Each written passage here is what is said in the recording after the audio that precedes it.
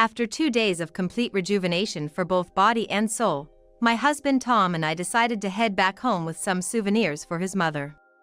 We could have gone straight to our house, but Tom's family home was closer, so I thought of dropping off the souvenirs to his mother first. I had already informed Tom about heading to his childhood home, but when we arrived, there was no one around.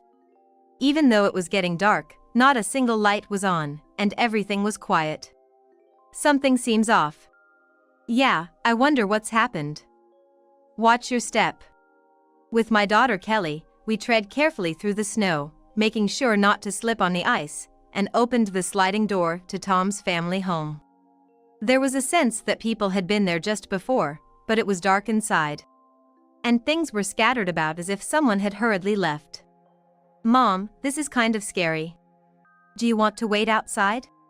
However, Kelly shook her head, so we cautiously entered the house. Hello, it's Tabitha. I called out loudly, but there was no response. We continued carefully toward the back, where Tom's mother would likely be sleeping. The room was chillingly cold, as if it wasn't even indoors. In the back, Tom's mother was wrapped in a blanket with a pale face. This can't be happening. I rushed to her side to speak to her, but her body was ice cold. My name is Tabitha. I'm just an ordinary housewife who works part-time while raising a child. My husband Tom is a corporate employee, working late every night. Our daughter Kelly is a high school student, very responsible and helpful. She takes care of her own lunch to ease my burden, always looking out for me. Tom's mother, a woman in her 70s named Dorothy, lives in the nearby family home. Though she resides there, she has been bedridden for several years following an illness, and I have been caring for her for the last 5 years. Honestly, it's challenging to juggle part-time work, visiting Tom's family home, and caring for her. Ideally, this should be Tom's responsibility. Tom was busy with work and had a decent income, so I didn't complain. Besides, Tom's mom had taken a liking to me from the start of our marriage and had always treated me well. When Kelly was born and I was clueless about what to do, she actively supported me and even played with Kelly. So, I felt a deep sense of gratitude toward her. I thought I had to repay her somehow, so I silently continued caring for Tom's mom. Still, I wished for some help on weekends, so I would ask Tom, "Hey, you're off today, right? I could really use some help with your mom's care." But he would always say, "I can't, I'm busy. I've got to work even on weekends. So, please take care of mom." Indeed, he was almost always working without a day off. Despite such a workload, Tom always came home late in a good mood. Seeing him like that, I thought he must really love his job. I didn't know the specifics of his work, but once, a woman named Jessica called from his company. And after hearing this, Tom rushed back to work even though he had just come home. Since he worked so hard and contributed to our finances without complaint, I couldn't bring myself to ask him to please take care of her. So, without grumbling in front of my family, I continued to go to Tom's family home and provide dedicated care while also managing household chores. Really, I'm so sorry. If I weren't like this, I wouldn't be causing you so much trouble. Tom's mom would say with a look of apology every time she saw me. It's okay. We're family, aren't we? Please don't hesitate to tell me if it's too hard for you. It's nothing like that. Thank you. There was no lie in my words, and it seemed she truly meant what she said. To save me any extra effort, she would try to shift her position by herself to make caregiving easier. While I was providing care, the door opened, and Kelly came in. "Mom, let me take over from here." "You rest," she insisted, offering to help with the care. "Hey, what are you talking about? Don't you have your exams to study for? But you were feeling dizzy the other day, right? It's better if you rest a bit." No matter what I said, Kelly wouldn't listen. Pushing me aside, she started to take care of her grandmother. "My goodness, Kelly, too. I'm really sorry to cause you trouble." She seemed even more apologetic now. "You don't have to thank me. I'd rather hear more about the old days. When Kelly was little, Tom's mom had looked after her a lot since we were both very busy. That's why Kelly still adores her grandmother so much. In between her study sessions for the exams, she's been actively helping with the caregiving. As a parent, I should be telling her to focus on her studies, but as Kelly mentioned, I've been feeling worn out these past few days. I decided to gratefully accept her offer, saying, "All right, I'll take your advice and rest a bit. Let me know if you need anything." "Well then, Grandma, Kelly will be helping you out." "Got it. I'll call if something comes up." "Sorry, dear." "Thank you, Kelly." I went to the Japanese-style room, laid out a futon, and lay down. I could feel myself quickly being enveloped by the comfort of the sofa. I'll rest for just 20, maybe 30 minutes. Then I'll switch with Kelly. With that thought, I drifted off to sleep. Instead of just 30 minutes, I ended up sleeping for nearly an hour. This is my life right now. My body is exhausted, but I don't consider myself unhappy. Though Tom doesn't help much, he works hard, Kelly is dutiful, and Grandma is a wonderful person. I had no intention of complaining. I didn't think this lifestyle would last forever. We could all feel that Grandma's time was limited. So I wanted to focus on caregiving to avoid any regrets. Then, one day, Tom came home and said, "Hey, I got this from work," handing me a travel voucher. "Oh, what's this? Did you do something nice?" I got it from my boss. It's probably his way of telling me to take a break, even though he knows I'm always busy. But that's great, let's go. Yay, let's go somewhere nice. Kelly exclaimed upon hearing the conversation. When I suggested it, Tom sadly shook his head. "I can't go. But it's a shame to waste it, so you and Kelly go. You should take a break too." I was surprised to hear him say such kind words, as he had never done so before. Of course, I wanted to go on the trip, but I had concerns. "That's kind of you, but what about Grandma's care?" "I'll take care of that. I should be the one looking after Mom anyway." Kelly and I exchanged glances unexpectedly. I was happy that Tom had offered to help, but I was unsure if it was a good idea to leave him in charge of caregiving since he wasn't used to it. Kelly seemed to feel the same way and asked worriedly, "Hey, is Dad really okay with this? He hasn't done much caregiving before." Tom seemed a bit offended and retorted, "Don't underestimate me. I can handle it. Hey, maybe we should just cancel the trip. It would be tough if something happened." You guys are being too noisy. Suddenly, Tom started to get angry. What's the problem? I'm trying to be nice here, and you don't trust me? You think I'm unreliable? What do you say? I'm sorry, I didn't mean it like that. We didn't mean any harm. Seeing us frightened, Tom smiled with satisfaction. "That's right. You don't need to worry. It's just 1 night and 2 days. I'm not asking you to travel around the world." With that said, we couldn't respond. "Well, then. Since it's a rare opportunity, should we go?" I was somewhat uneasy about Tom's insistence on us going on the trip. But not wanting to upset him further, we decided to go. The destination was a tourist spot not too far from here, and we managed to stay at a decent inn. I was worried about Tom's mom, but Tom was no child, he should manage. If something happened, he would contact us, and there were ways to return quickly. Moreover, a cold wave had brought heavy snow, turning the surroundings into a beautiful snowy landscape. Kelly seemed to enjoy it but, being the serious girl she is, brought her study materials to the room. We strolled through the quaint snow-covered countryside town, enjoyed the pleasant hot springs, and savored delicious meals. After 2 days, we were fully refreshed and bought souvenirs for Tom and his mother before heading home. We could have gone straight to our house, but since Tom's family home was closer, I decided to deliver the souvenirs to his mother first. I had informed Tom in advance that we were heading to his family home, but upon arrival, there was no sign of anyone around. It was getting dark, and not a single light was on, making everything eerily quiet. Something seems off. Indeed. I wonder what happened. Be careful where you step. We tread carefully through the snow, making sure not to slip on the ice, and opened the sliding door to the family home. Inside, there was a sense that people had been there just before, but it was dark, and items were scattered all over the floor.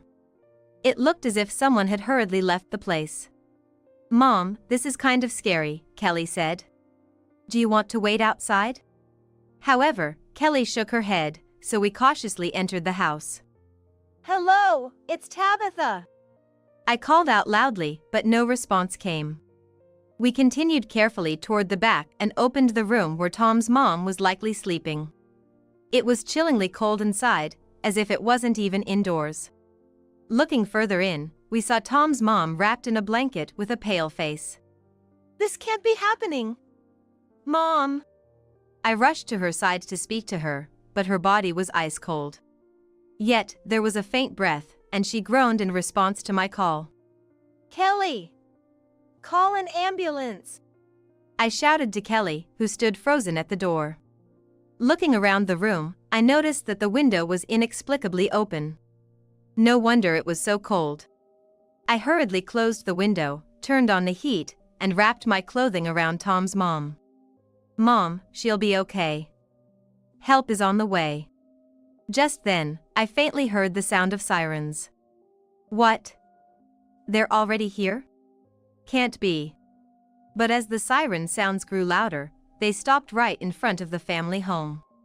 Emergency responders rushed in through the entrance. "Mrs. Johnson, Dorothy Johnson, are you okay?" Hearing that, I breathed a sigh of relief. "Oh, thank goodness. She's here. Please come quick." Hearing my voice, the responders came to the room immediately and began administering care to Tom's mom. "Oh, this is hypothermia. We need to transport her immediately." "And you are?" "I'm Tabitha Johnson, her daughter-in-law." "And who is this?" "This is my daughter, Kelly." "I see. So, will your daughter accompany you? Is that all right?" The paramedic seemed to be looking at me with a hint of suspicion. I suddenly had a bad feeling. "That's fine, but why?" "I'll explain that in a moment." A man in a suit entered the room and showed me a police badge. "Police? What's this about?" "We'll be transporting her now, so we'll leave the rest to you." Mom. Kelly looked at me with a face about to cry. I was confused but tried to stay strong. "It's okay, Kelly. I'm fine. You should stay with your grandmother." Kelly nodded and then boarded the ambulance, heading to the hospital.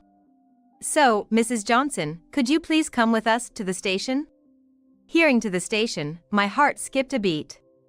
I never imagined I'd hear such a line outside of a drama. Especially when I hadn't done anything wrong. Wait a minute. Why is this happening? Your husband, Tom, made a report. He said his wife was trying to harm his mother. When we arrived, we found this situation. Hearing his explanation, I felt the ground sway beneath me. If anything happened to my mother-in-law, could I be considered a suspect? That's not true. It's a misunderstanding. Please investigate properly. I pleaded desperately, but he responded wearily, "That's why we want you to come to the station." Without any ability to resist, I was placed in a police car. After living honestly for over 40 years, such an unforeseen event was unfolding. Wrapped in despair, I looked outside to see the snow-covered ground lit colorfully by traffic lights. Seeing children playing joyfully in the snow, I couldn't help but shed tears. The snow that seemed so delightful during our hot spring trip now felt unbearably cold. And as I started thinking about the future, I suddenly became scared. I could visualize news footage of me being covered. The person you see on the screen now is the suspect, Tabitha Johnson. Ms. Johnson is suspected of attempting to harm her bedridden mother-in-law and was arrested yesterday evening. What would become of Kelly if that happened to me? Being branded as the criminal's daughter could ruin not only her exams but her entire future. But I am innocent. Thinking this, my heart rate suddenly increased, and I felt an urge to flee right there and then. I felt like I was going insane but desperately tried to control myself. Acting impulsively now would only confirm their suspicions. A thorough investigation should quickly reveal my innocence. So, for now, I had no choice but to comply. The police car slowly moved through the snowy roads. Finally, at the police station, I was taken straight to an interrogation room. Please explain what you were doing until now. I was on a trip with my daughter. We returned in the evening. Is there anyone who can verify your story? We stayed at an inn, so they should be able to confirm it. I tried to maintain a composed demeanor. Appearing too frantic could make me look guilty. Was it usually your husband who took care of her? I have been the caregiver. My husband only took care of her these last 2 days. Understood. We will look into that. And what about my husband? How is he? Actually, he is currently missing. Missing? Why? Hearing that Tom was missing made me anxious. What could have possibly happened to him? We are currently searching for him. We believe he will be found soon.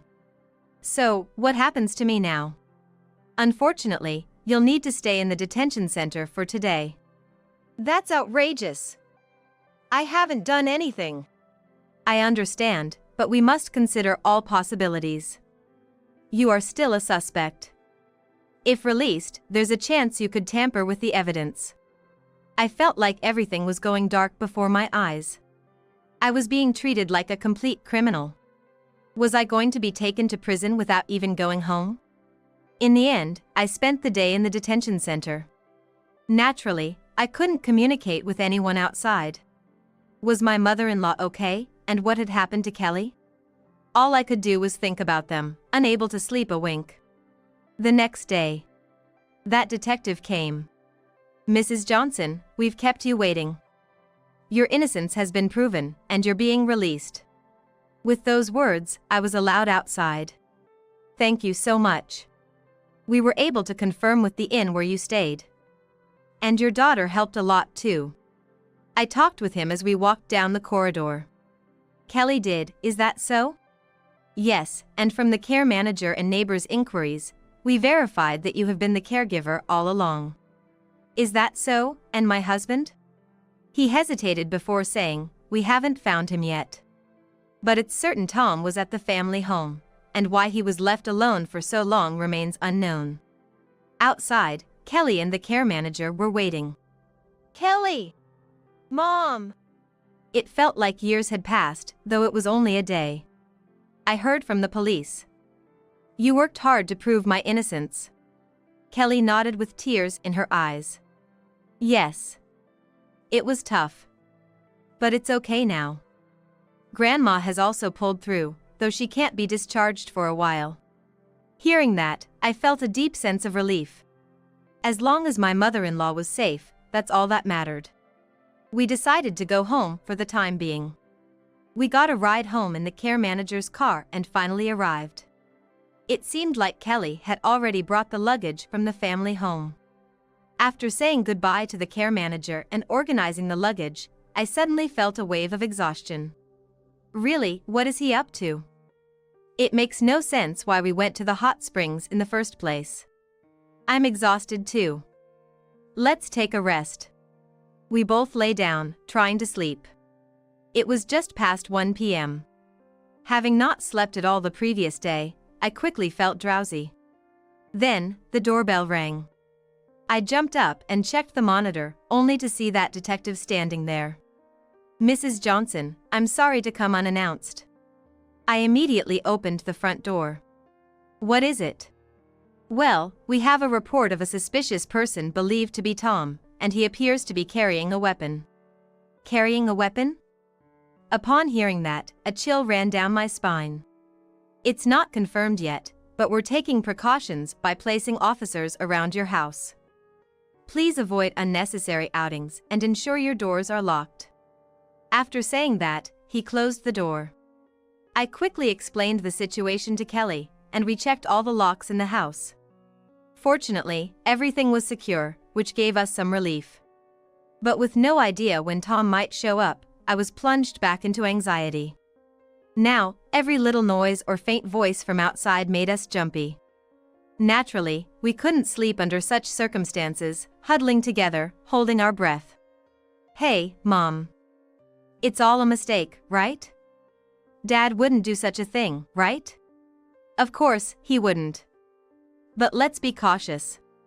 I didn't want to believe Tom could commit such an act, but we had to consider the possibility. I didn't understand what he wanted or why he framed me. I had no idea what he might do next. So we had to be careful. If that moment came, I had to ensure at least Kelly was safe. Holding her hand, I made that resolve. Time seemed to crawl by unusually slowly after that. It was when the day began to fade. I received a call on my smartphone from the police. "Hello? Mrs. Johnson, we've just found Tom safe and sound at a hotel. He's currently with the police giving his statement, so please rest assured."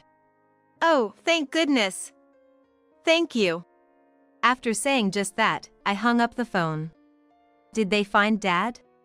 It seems so. Now we can finally get some rest. Feeling relieved, we were suddenly overwhelmed by fatigue and fell asleep. We slept till noon the next day. When I woke up, Kelly had already gone to school, leaving only a note behind. In the afternoon, the police called again, revealing the whole truth. When Tom was secured at the hotel, he was with Jessica Nathaniel. I had always thought she was just Tom's subordinate, but it turned out they had been having an affair for quite some time. Pretending to work on holidays and secretly meeting up was apparently a regular occurrence. While we were away on our trip, Tom had snuck Jessica into the family home, trying to keep it a secret from his mother.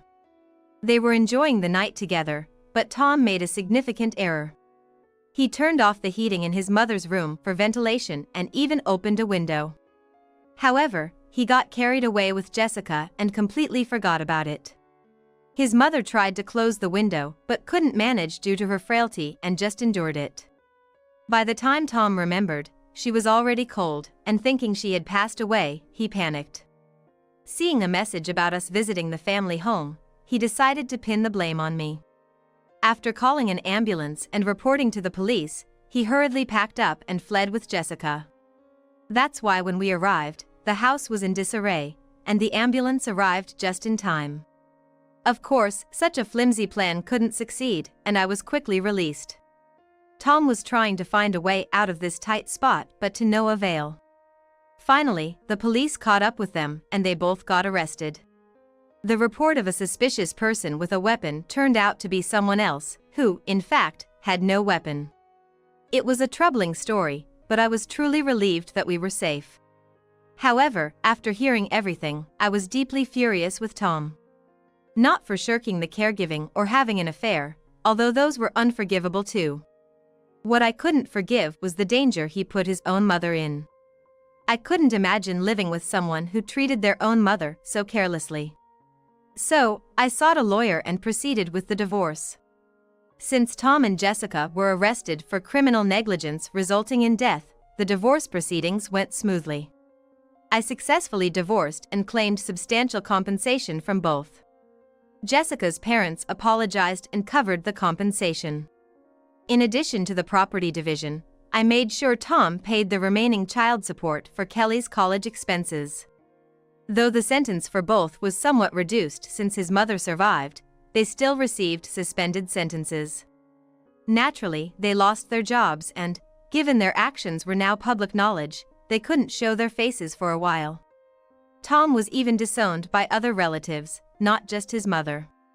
His future seemed destined for solitude. So it all worked out, but I was very giddy because so much had happened in the past few months. His mother stabilized and was discharged, and we started living as three again. I hate to cause you trouble again. I'm quite stubborn, aren't I? She joked, showing reluctance towards being cared for. What are you talking about? You shouldn't worry about such things. But you're divorced now. Doesn't that make me a stranger? You shouldn't waste your time on me. Legally, maybe, but the debt of gratitude we owe you remains unchanged. We're family till the end, right, Kelly? Yes, of course. So, Grandma, rely on us." Touched by our words, she cried with gratitude. "Thank you. I'm indeed blessed to have lived this long." Life went on peacefully after that, with no major incidents.